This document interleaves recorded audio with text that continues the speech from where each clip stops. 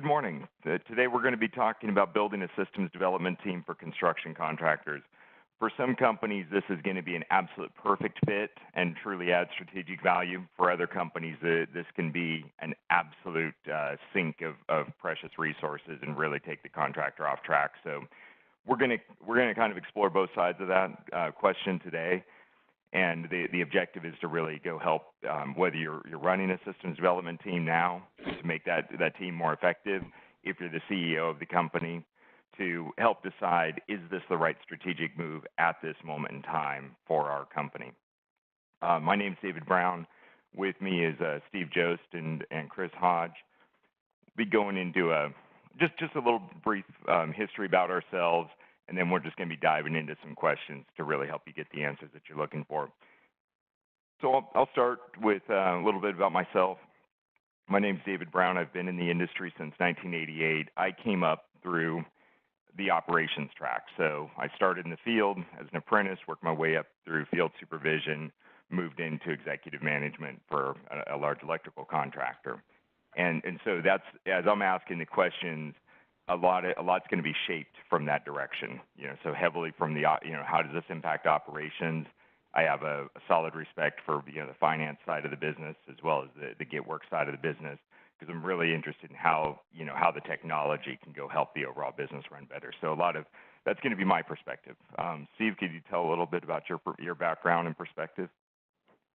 Yeah, so I'm Steve Jost, like David said, and I've been a professional software developer since 2002, and I moved into the construction industry in 2006 at an electrical contractor. And I moved into that electrical contractor as a information technology, just a staff level, and then kind of moved up from there into working more hand in hand with the ops team and figuring out how data can be used within the business. And it was from real basics, job cost reporting, all the way up to claim support.